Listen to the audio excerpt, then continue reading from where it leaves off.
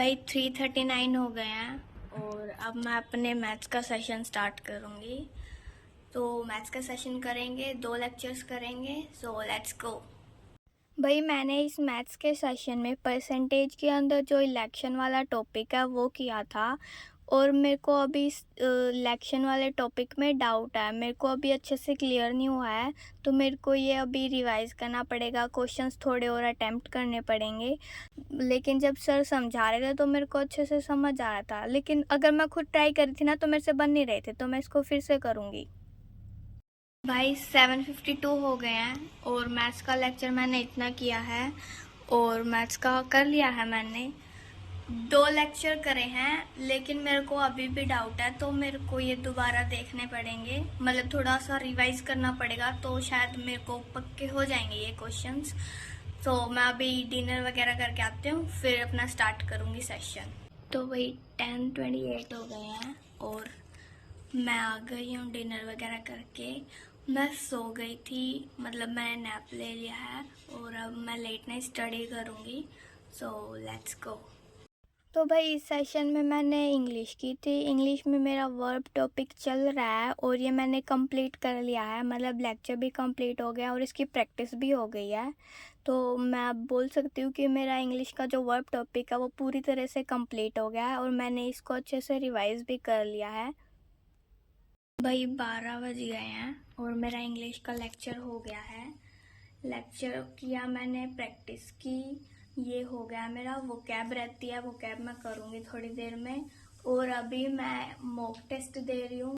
भाई इस सेशन में मैंने CGL का PYQ दिया था, जो था 9 सितंबर 2024 की शिफ्ट 1 और ये इजी थी क्योंकि मैंने अभी इतना अच्छे से प्रिपेयर नहीं कर रखा, लेकिन मेरे को ये इजी लगी। मैथ्स के क्वेश्चन थे वो ठीक थे, मतलब जो स्टैटिस्टिक्स पोर्शन था ना वो मैंने कर लिया था, वो इजी था। एंड इंग्लिश भी थोड़ी बहुत इजी थी, लेकिन मैंने थोड़ी बहुत गलतियां कर दी, मतलब जो वो कैब आई थी ना वो मैं उनमें कंफ्यूज हो गई थी, तो मैंने अच्छे से नहीं अटेम्प्ट की वो।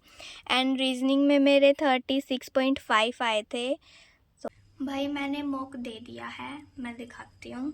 देखो ये मॉक दिया है मैंने और मेरा स्कोर है ये, देखो 69 आउट ऑफ 200 और रीजनिंग में आए मेरे 36.5।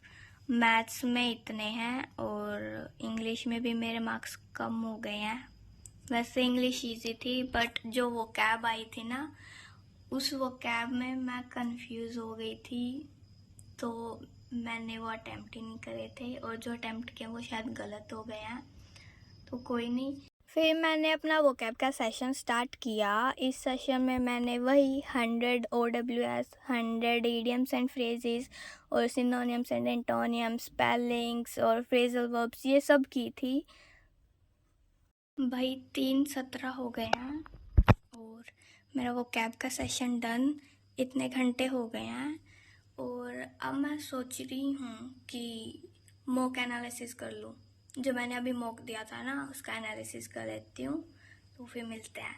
भाई मॉक एनालिसिस करने के बाद मेरे को लग रहा है मेरे अंदर कुछ इम्प्रूवमेंट्स आ गई है, जो कि मैं अगले मॉक में ध्यान रखूँगी।